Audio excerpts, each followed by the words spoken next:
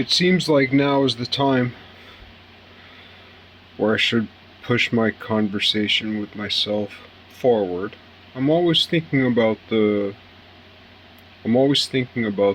potential future conversation I'm having, because I believe conversations travel through time, both forward and backward. We are all familiar with, depending. It doesn't matter the way in which we think of a time frame. It doesn't matter the historical clubs we travel in.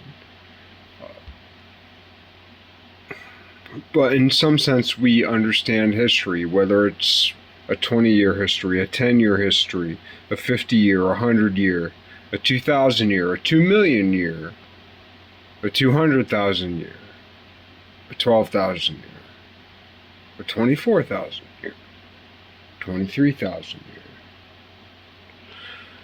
or 23,000 years. However many years.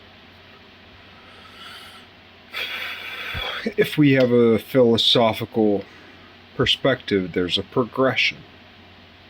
And in the conversation I have with the world, I'm always thinking, I'm talking to you, next year, 10 years from now, 100 years from now, 1,000 years from now.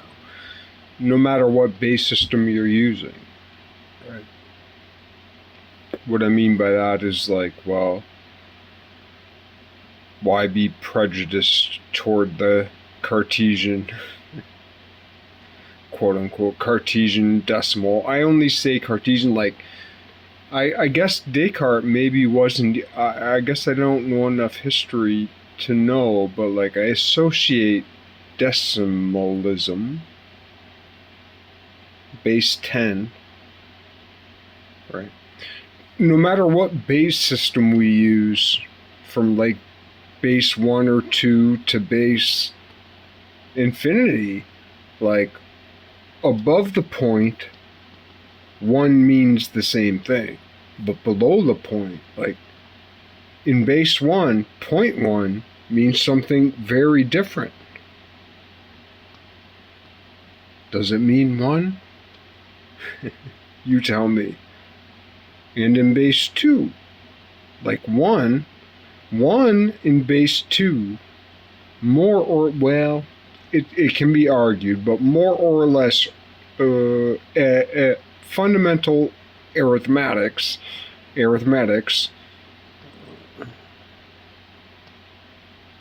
1 and point 1 in base 2 or base 1 kind of means the same thing. But and it also means the same thing as 1 in base 10. But point 1 in base 2 is 50%. Point 1 in base 10 is 10%, roughly speaking.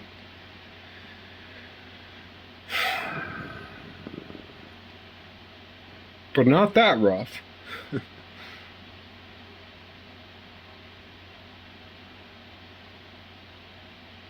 Anyway, today's video doesn't really have anything to do with that. I just wanted to make sound.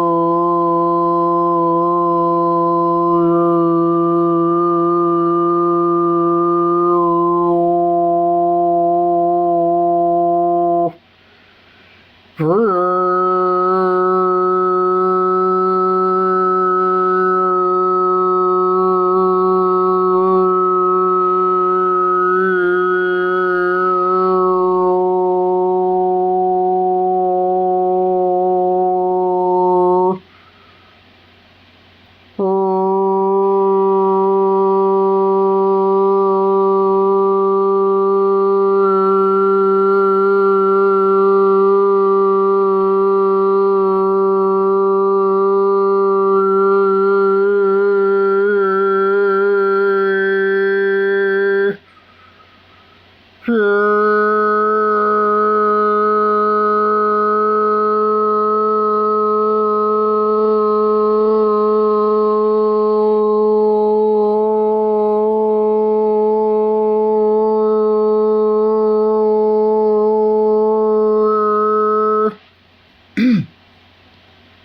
done this before, but this is so this is my diary entry to me.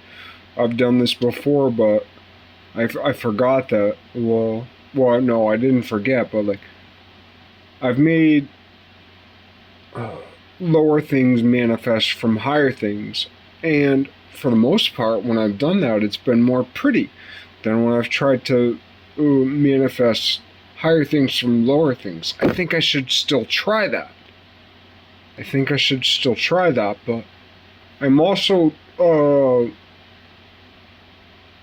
in that search so far because I so admire, and in some ways I'm like envious and jealous of those who have deep tones and can deliver high things from deep tones. But there aren't that many people who deliver low things from high tones. And maybe that's my gift. I only say that because I recognize that something beautiful low came from something beautiful high. Like I did a high thing and it made a beautiful low. And I've been trying to find a beautiful low, which I can't find. All my lows seem to be ugly. And I try to find a beautiful high from a beautiful low, but I can't find the beautiful low. And when I try to make a beautiful high, it's not that beautiful, except for a couple little instances. So maybe, as time goes on, like, I always think I'm gonna die, but like, maybe I will actually live in the same way, like, 20 years ago, I thought I'm gonna die. And I didn't die. I'm still alive. So I still got a shot, you know? Yeah. But anyway, like, I still want to try to make beautiful lows, but I'm also in that, like, intense pursuit for where I have lost. I have neglected where I have won. And maybe I can also develop that. And maybe if I develop that where I'm naturally inclined, then maybe I'll make more progress on the things I'm seeking for, that I envy, that I'm jealous of, that I'm opposed, that I stand with, beside, that I'm not overlapped with, but that I am beside of. Like, I envy, I praise the low that can bring the high, the darkness that can bring the light. But I haven't spoken to the light that, or the high notes that can descend.